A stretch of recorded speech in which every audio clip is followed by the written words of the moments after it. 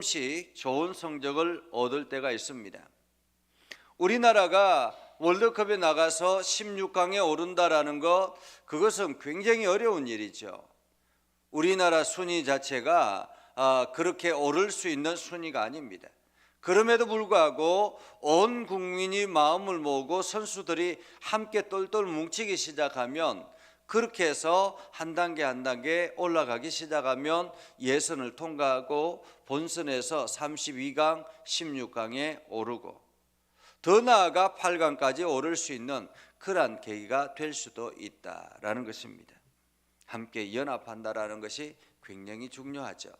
그러면 신앙생활 안에서 연합한다라는 것은 무엇일까? 오늘 18절에 이렇게 이야기합니다. 모든 기도와 간구를 하되 항상 성령 안에서 기도하고 이를 위하여 깨어 구하기를 항상 힘쓰며 여러 성도를 위하여 구하라. 여기서 모든이라는 말은 항상이라는 말입니다. 헬라어로 파스라는 단어인데 이것은 항상이라는 말이에요.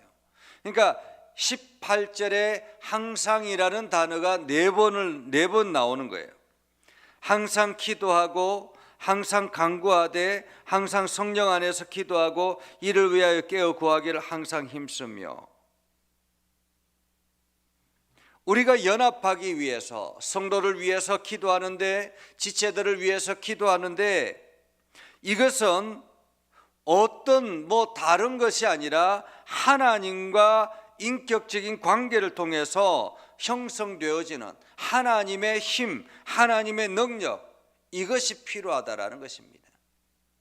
교회 안에서 성도들은 반드시 하나님의 은혜를 경험하는 사람들입니다. 남을 위해 기도하는 사람은 어떤 사람인가?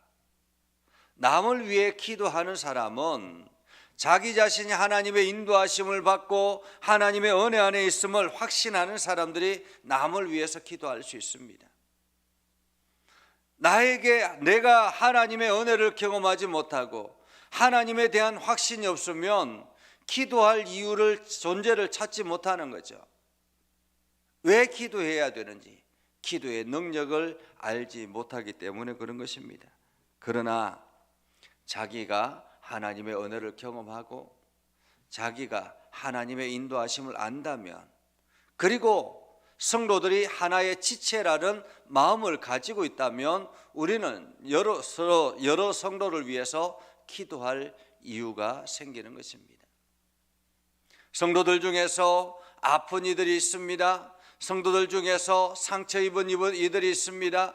성도들 중에서 여러 가지 문제들을 안고 있는 이들이 있습니다.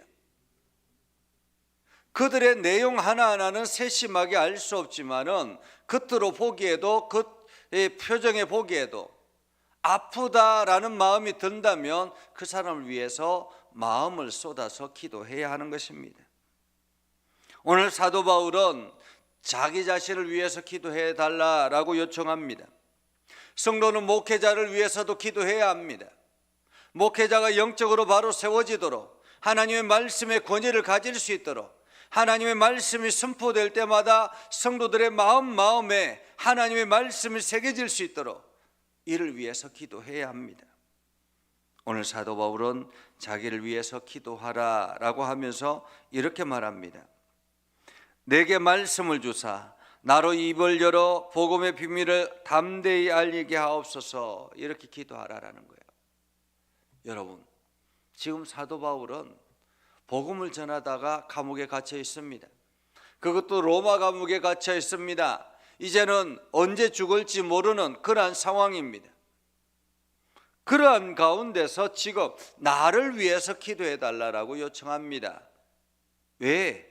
이 감옥 속에서 풀려나기를 기도해 달라 이렇게 요청하지 아니하고, 나로 입을 열어 복음의 비밀을 담대히 모든 환경을 이겨내고 복음의 비밀을 알릴 수 있도록 담대히. 사실 복음을 전하는 데 있어서는 담대함이 필요합니다. 우리가 전도하는 데는 담대함이 필요합니다. 그래서 담대히 알리게 하옵소서라고 기도해 달라라는 거죠. 그러면서 이 일을 위하여 내가 쇠사슬의 메인 사신이 된 것은 담대히 복음을 전하기 위해서 지금 쇠사슬의 메인 사신이 되었다라고 이야기합니다. 나는 나로 이 일에 당연히 할 말을 담대히 하게 하려 하십니다.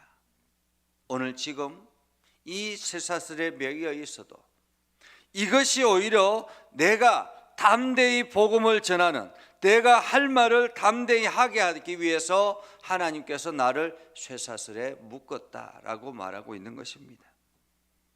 자기의 형편처지 한탄하고 낙심하는 것이 아니라 이것이 복음의 이유라고 말하고 있는 것입니다. 오늘 우리는 우리에게 주어진 환경, 내가 처해 있는 환경이 하나님이 나에게 주신 기회다라는 생각을 가지고 내 환경 속에서 하나님의 일들을 어떻게 감당할 것인가, 우리가 이러한 고민을 해야 하는 것이죠. 그리고 사도 바울은 이제 마지막으로 나의 사정 곧 내가 무엇을 하는지 너희도 알리려 하노니 사랑을 받은 형제요 주 안에서 진실한 일꾼인 두기고가 모든 일을 너희에게 알리리라. 요즘처럼 편지가 있고, 요즘처럼 전화가 있고, 요즘처럼 휴대폰이 있고, 요즘처럼 인터넷이 있는 것이 아니기 때문에 그때 당시에는 인편으로 모든 소식을 전달하고 전달받기 때문에 그 모든 소식을 두기고가 감당했다라는 거죠. 사실 두기고의 믿음도 대단합니다. 복음을 전하다가 갇힌 사도 바울, 그를 열심히 섬기고 그를 위해서 그에게 말씀을 듣고 또 에베소 교회에 가서 전달하고 이러한 소식을 전하는 전달자 역할을 했다라는 것, 이것은 목숨을 걸고 하는 일입니다. 지금 복음을 전하다가 감옥에 갇혔고 죽음의 위기 속에 있는 사도 바울을 보면서 도망쳐야 되는 것이 마땅한데 오히려 두기고는 그 전달자 역할을 성실하게 감당한다라는 거죠. 그것은 그가 하나님의 은혜를 경험하지 않고는 도저히 있을 수 없는 일입니다. 오늘 그래서 사도 바울은 두기고를 통해서 에베소 교회에 보내서 그들을 위로하고, 그리고 또한 사도 바울의 형편을 잘 전달하도록 그렇게 두기고에게 말했다라는 것입니다. 그리고는 아버지 하나님과 주 예수 그리스도로부터 평안과 믿음을 겸한 사랑이 형제들에게 있을지어다 라고 축복합니다.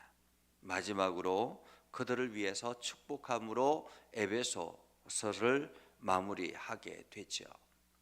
오늘 우리는 이 에베소서를 보면서 사도 바울이 어떤 심정으로 에베소 교회를 향해서 편지를 썼는가 하는 것을 잘 알 수가 있습니다. 그것은 지금 바울이 처해 있는 감옥의 그 환경 가운데서도 여전히 복음으로 일어서 있는 그 교회가 하나님의 말씀 앞에 바르게 서기를 소망하는 마음으로 에베소서를 기록했다라는 것입니다. 오늘 사도 바울은 나의 형편보다는 복음으로 일어나는 성도들의 삶이 더 중요하다라고 말하고 있는 것이죠. 그 이유는 서로가 연합되고 하나 되기 때문에 그런 것입니다. 성도는 그리스도 안에서 하나 된 사람들입니다. 성도는 그리스도 안에서 연합된 사람들입니다. 그리스도를 하나로 해서 함께 연합하여 함께 생각하고 함께 고민하고 함께 나아가는 하나님 나라의 백성들입니다. 그래서 오늘도 우리는 지체들을 위해서 기도하고, 그리고 함께 연합하고 그들의 필요를 함께 돌아보고, 그리고 오늘도 복음 앞에 증인의 역할을 감당해야 하는 것이죠. 오늘 여러분들이 이 일을 성실하게 감당하는 거룩한 백성 되기를 주님의 이름으로 축복합니다. 기도하겠습니다. 거룩하신 아버지 하나님, 오늘도 우리 가운데 함께 하시고 하나님의 은혜를 부어주시고 하나님의 말씀 가운데 거하게 하시고 하나님의 능력 안에 있게 하여 주시옵소서.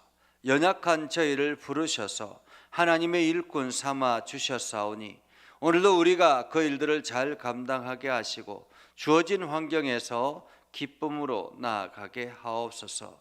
하나님, 오늘도 저희들의 삶 가운데 역사해 주셔서 하나님의 선한 뜻을 알게 해주시고 진리의 역할을 능히 감당하게 하셔서 우리가 함께 서로 연합하고 동거함으로 하나님 나라를 세워나가는 복된 성도들이 되게 하옵소서. 우리 예전교회 가운데 하나님 역사해 주시고 날마다 은혜로 가득하게 하시며 모든 성도들이 하나님의 복을 넘치게 받게 하여 주시옵소서. 오늘 하루도 살아가는 환경 가운데 주님 역사해 주시고 주님의 능력 안에 있게 하여 주시옵소서. 예수님의 이름으로 기도드립니다. 아멘. 이제는 우리 구주 예수 그리스도의 은혜와 하나님 아버지 극진하신 사랑과 성령님의 감화 감동 역사 위로 교통하시며 은혜가 주의 말씀 안에 있는 믿음의 백성들 위해 하는 모든 일들 위해 영원토록 함께 하옵시기를 간절히 축원하옵나이다. 아멘.